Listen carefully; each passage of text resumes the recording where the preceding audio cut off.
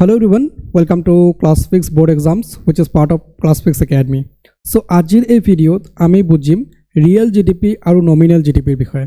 So real GDP কি হয়, nominal GDP কি হয়, ৰিয়েল জিডিপি অৰ্থাৎ প্ৰকৃত জিডিপি কি হয়, নমিনেল জিডিপি অৰ্থাৎ নামমাত্ৰ জিডিপি কি হয়, কমপ্লিট কনসেপ্ট আজিৰ এই ভিডিঅ'ৰ পৰা ক্লিয়াৰ হৈ যাব। সো পৰীক্ষাত যদি তোমালোকৰ ৰিয়েল জিডিপি বা নমিনেল জিডিপিৰ পৰা কোৱেশ্চন আহে, এটা কোৱেশ্চনো তোমালোকৰ মিছ নহয়, খুব ধুনীয়াকৈ তোমালোকে লিখি আহিব পাৰিবা আৰু কনসেপ্টটো তোমালোকৰ ক্লিয়াৰ হৈ যাব আজিৰ এই ভিডিঅ'টোৰ পৰা। সো ভিডিঅ'টো তোমালোকে প্ৰথমৰ পৰা শেষলৈকে চাবা আৰু কিবা ডাউট থাকে, কিবা প্ৰশ্ন থাকে কমেন্ট সেকশনত জনাবা আৰু ভিডিঅ'টো তোমালোকে ক'ৰ পৰা চাই আছা, যে কোনটো ডিস্ট্ৰিক্টৰ পৰা তোমালোকে ভিডিঅ'টো চাই আছা হেতু কমেন্ট সেকশনত লিখিবলৈ নাপাহৰিবা। সো আমি আগবাঢ়িছো ভিডিঅ'টোৰ ফালে। প্ৰথমে আমি ডেফিনেশন পঢ়িম আৰু তাৰ পিছত ৰিয়েল লাইফ এক্সাম্পল পঢ়িম আৰু তাৰ পিছত আমি ডিফাৰেন্সেস পঢ়িম, ঠিক আছে।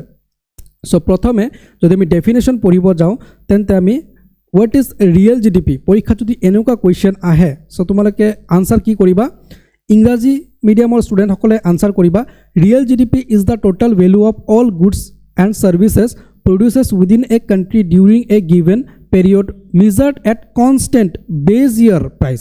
অ'কে, সো এই গুডছ এণ্ড সাৰ্ভিচেছ আৰু বেজ ইয়াৰ এই দুটা মই আণ্ডাৰলাইন কৰিছোঁ, এই দুটা ৱৰ্ড কিন্তু মনত ৰাখিবা, ঠিক আছে। So constant base year price এডজাষ্টিং for inflation, ঠিক আছে। সো ইংৰাজী মিডিয়ামৰ ষ্টুডেণ্টসকলে এইটো লিখিবা Real GDP is the total value of all goods and services produced within a country during a given period measured at a constant base year price adjusting for inflation. এটা base year price কি হয় হেতু মই বুজাই দিম তোমালোকক এক্সাম্পলত, ঠিক আছে। আৰু অসমীয়া মিডিয়ামৰ ষ্টুডেণ্টসকলে এনেকৈ লিখিবা প্ৰকৃত ঘৰুৱা উৎপাদন হৈছে এখন দেশৰ নিৰ্দিষ্ট সময়ত উৎপাদিত সকলো চূড়ান্ত পণ্য আৰু সেৱাৰ স্থিৰ ভিত্তিবৰ্ষৰ মূল্য বৃদ্ধি অৰ্থাৎ ইনফ্লেশ্যন সামঞ্জস্য কৰি গণনা কৰা মুঠ মূল্য, ঠিক আছে। সো এইটো অসমীয়া মিডিয়ামৰ ষ্টুডেণ্টসকলে ডেফিনেশ্যন লিখিবা। সো ৰিয়েল জিডিপি বেচিকেলি কি হয়, বেজ ইয়াৰত কেলকুলেট কৰা হয়। সো বেজ ইয়াৰটো কি সেইটো মই বুজাই দিম তোমালোকক, ঠিক আছে। আৰু তাৰপিছত আহিব তোমালোকৰ নমিনেল জিডিপি, সো নামমাত্ৰ জিডিপি।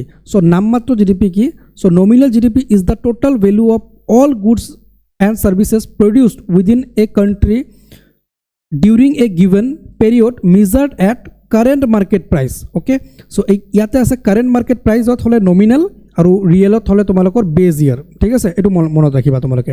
আৰু ইংৰাজী মিডিয়ামৰ ষ্টুডেণ্টসকলে এইটো ডেফিনেশ্যন লিখিবা আৰু অসমীয়া মিডিয়ামৰ ষ্টুডেণ্টসকলে যদি এনেকৈ আহে যে নামমাত্ৰ ঘৰুৱা উৎপাদন কি, তোমালোকে এনেকৈ লিখিবা নামমাত্ৰ ঘৰুৱা উৎপাদন হৈছে এখন দেশত নিৰ্দিষ্ট সময়ছোৱাত উৎপাদিত সকলো চূড়ান্ত পণ্য আৰু সেৱাৰ বৰ্তমান বজাৰ মূল্যত গণনা কৰা মুঠ মূল্য।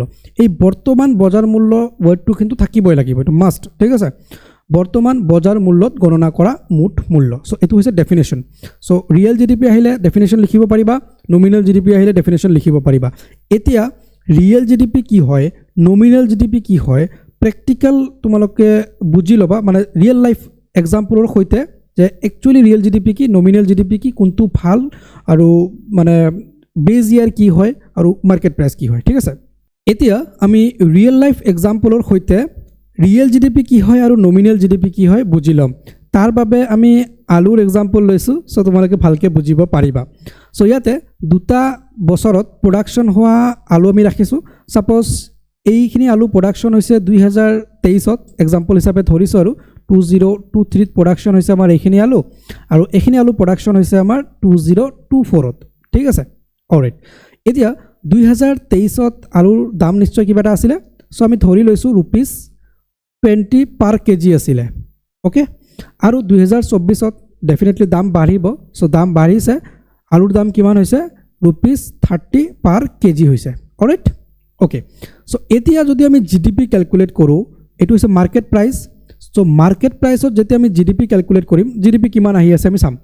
লেট ছাপ'জ 2023ত আলু প্ৰডাকশ্যন হৈছে 2 কেজি, এক্সাম্পল হিচাপে লৈছোঁ, তেন্তে আমাৰ জিডিপি কিমান আহিব, 2 × 20 which is 40। চ' এই 40 ৰুপিজটো হৈছে আমাৰ 2023ৰ জিডিপি। ঠিক একেদৰে তোমালোকৰ 2024ত আলু কিমান প্ৰডাকশ্যন হৈছে, ধৰি লৈছোঁ 1.5 কেজি প্ৰডাকশ্যন হৈছে। প্ৰডাকশ্যন কমিব পাৰে, চব বছৰতে একেধৰণৰ প্ৰডাকশ্যন নহয়, চ' কমিছে ধৰা।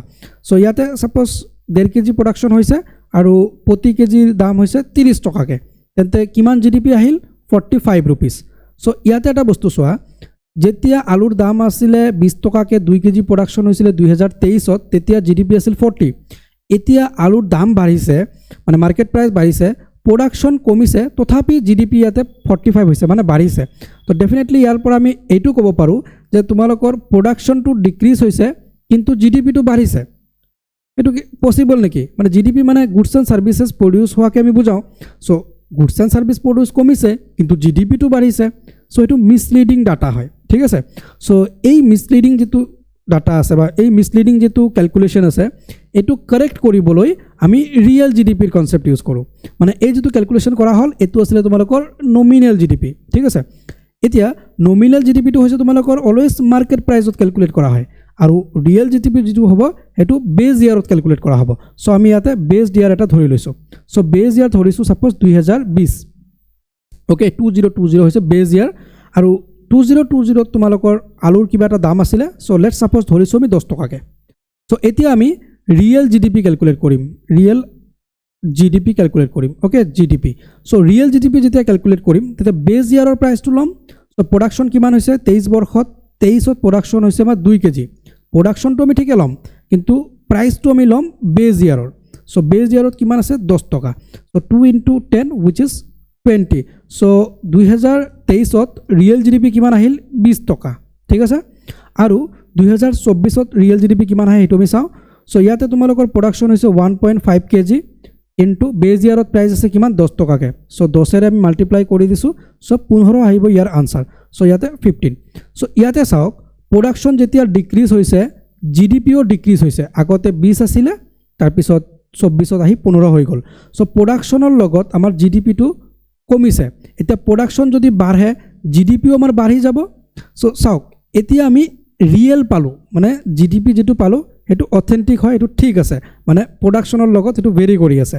চ' এইটোৱে হৈছে ৰিয়েল GDP। নমিনেল GDP আমাৰ মাৰ্কেট প্ৰাইচত আমি কেলকুলেট কৰোঁ, যিটো মিছলিডিং ডাটা আমাক দিব পাৰে, কিন্তু ৰিয়েল GDP যিটো সেইটো আমি বেজ ইয়াৰত কেলকুলেট কৰোঁ, আৰু সেইটো আমাক ৰিয়েল ডাটাটো দিয়ে যে ইকনমি এটাৰ গ্ৰ'থ হৈছে নে নাই, ঠিক আছে। চ' আমি খুব ধুনীয়াকৈ বুজিলোঁ ৰিয়েল GDP কি হয়, নমিনেল GDP কি হয়। এতিয়া যদি তোমালোকৰ পৰীক্ষাত কুৱেশ্যন আহে যে what are the differences between real GDP and nominal GDP, মানে প্ৰকৃত GDP আৰু নামমাত্ৰ GDPৰ মাজত পাৰ্থক্য কি, তেনেহ'লে তোমালোকে কেনেকৈ লিখিবা? ডেফিনেশ্যন পালা, কনচেপ্ট বুজিলা, এতিয়া পাৰ্থক্যটো বুজি লোৱা, আৰু পৰীক্ষাত আহিলে তোমালোকে এইকেইটা পাৰ্থক্য লিখি দিবা, ফুল মাৰ্ক তোমালোকে পাবা, ঠিক আছে। চ' ইয়াতে ডিফাৰেঞ্চেছ আছে, differences between real GDP and nominal GDP, ঠিক আছে। চ' লিখাৰ সময়ত তোমালোকে এই বেচিছটো নিলিখিলেও হ'ব, জাষ্ট নমিনেল GDP হেডিং দিবা, ৰিয়েল GDP হেডিং দিবা, আৰু এনেকৈ লিখিবা, ঠিক আছে। অ'কে, চ' নমিনেল GDPৰ ক্ষেত্ৰত তোমালোকৰ কি কৰা হয়, মাৰ্কেট প্ৰাইচত কেলকুলেট কৰা হয়, মেজাৰ্ড এট কাৰেণ্ট মাৰ্কেট প্ৰাইচত কেলকুলেট কৰা হয়, ঠিক আছে। মানে বৰ্তমান বজাৰ মূল্যত কেলকুলেট কৰা হয় নমিনেল GDP, আৰু কনষ্টেণ্ট বেজ ইয়াৰত কেলকুলেট কৰা হয় তোমালোকৰ ৰিয়েল GDP, ঠিক আছে।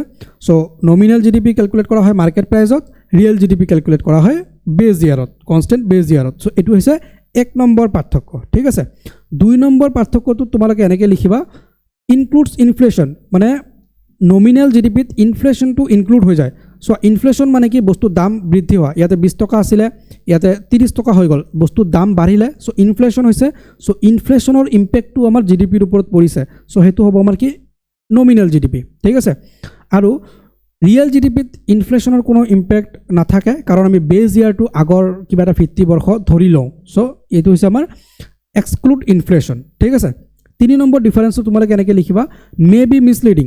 চ' মিছলিডিং কিয় হয় চোৱা, ইয়াতে চোৱা GDP প্ৰডাকশ্যন যেতিয়া 2 কেজি আছিলে তেতিয়া GDP আছিলে 40, এতিয়া প্ৰডাকশ্যন হৈছে 1.5 কেজি, GDP হৈ গৈছে 445, তেতিয়াহ'লে চোৱা প্ৰডাকশ্যন কমিছে, GDP বাঢ়িছে, সেইটো মিছলিডিং ডাটা। চ' তেনেকুৱা। চ' এইটো চামটাইমছ বা মে বি মিছলিডিং হ'ব পাৰে, কিন্তু তোমাৰ ৰিয়েল GDPটো শ্ব' ৰিয়েল ইকনমিক গ্ৰ'থ, এইটো ৰিয়েল ইকনমিক মানে প্ৰকৃত অৰ্থনৈতিক বৃদ্ধিক দেখুৱায়, ঠিক আছে। অ'কে, তাৰপিছত 4 নম্বৰ ডিফাৰেঞ্চটো তোমালোকে এনেকৈ লিখিব পাৰা, কাৰেণ্ট ইয়াৰ প্ৰাইচত এইটো কেলকুলেট কৰা হয়, আৰু বেজ ইয়াৰ প্ৰাইচত এইটো কেলকুলেট কৰা হয়, মানে বেজ ইয়াৰ প্ৰাইচ ধৰি কিনে ৰিয়েল GDPটো কেলকুলেট কৰা হয়, ঠিক আছে। আৰু 5 নম্বৰ ডিফাৰেঞ্চটো তোমালোকে এনেকৈ লিখিব পাৰা, used for short term analysis. So' short টাৰ্মত যেতিয়া আমি এনালাইজ কৰোঁ তেতিয়া আমি নমিনেল GDPটো কেলকুলেট কৰোঁ, আৰু যেতিয়া আমি লং টাৰ্মত এনালাইজ কৰোঁ তেতিয়া আমি ৰিয়েল GDPটো কেলকুলেট কৰোঁ। মানে যদি শস্যকালীন সময়ত মানে শৰ্ট টাৰ্মত আমি GDP ক্যালকুলেট কৰোঁ, নমিনেল GDPটো ক্যালকুলেট কৰা হয়, আৰু যদি দীৰ্ঘকালীন সময়ত GDP ক্যালকুলেট কৰা হয় তেতিয়াহ'লে আমাৰ যেটো লং টাৰ্মত ৰিয়েল GDPটো এপ্ৰপ্ৰিয়েট হয়। ঠিক আছে, সো এইখিনি আছিলে ডিফাৰেন্সেছ বিটুইন ৰিয়েল GDP আৰু নমিনেল GDP। সো যদি পৰীক্ষাত এইখিনি তোমালোকে 5টা ডিফাৰেন্সও লিখি আহিব পাৰা, ফুল মাৰ্ক তোমালোকে পাবা। ঠিক আছে, সো আই হোপ তোমালোকৰ ৰিয়েল GDP আৰু নমিনেল GDPৰ কনসেপ্ট ক্লিয়াৰ হৈ গ'ল। আমি এটা ৰিয়েল লাইফ এক্সাম্পল দিও বুজিলোঁ, এতিয়া তোমালোকে নিজেও ক্লিয়াৰ হ'ল, তোমালোকে বেলেগকো বুজাব পাৰিবা। খুব ধুনীয়াকৈ তোমালোকৰ কনসেপ্টটো ক্লিয়াৰ হৈ গ'ল। সো পৰীক্ষাত আহিলে ডেফিনেশ্যন লিখিব পাৰিবা, পাৰ্থক্য লিখিব পাৰিবা, কনসেপ্টটো ক্লিয়াৰ হৈ গ'ল। সো এনেকুৱা ভিডিঅ'বিলাক পাবলৈ আৰু লাইভ ক্লাছবিলাক পাবলৈ চেনেলটো ছাবস্ক্ৰাইব কৰি বেল আইকন প্ৰেছ কৰি ৰাখিবা। আৰু যদি তোমালোকে বেটচ জইন কৰিম বুলি ভাবিছা তেনে ক্ষেত্ৰত স্ক্ৰীনত দিয়া নম্বৰত তোমালোকে হোৱাটছএপ কৰিবা, বা আমাৰ যিটো এপ আছে ক্লাছফিক্স একাডেমি, সেই এপটো তোমালোকে ইনষ্টল কৰি লৈ হায়াৰ ছেকেণ্ডেৰী ছেকেণ্ড ইয়াৰৰ বেটচটো জইন কৰিব পাৰিবা। ভিডিঅ'টো ইমানতে সামৰিছোঁ, বন্ধু বান্ধৱীলৈ শ্বেয়াৰ কৰি দিবা, লাইক কৰিবা, ছাবস্ক্ৰাইব কৰি ৰাখিবা চেনেলটো। Bye bye, take care.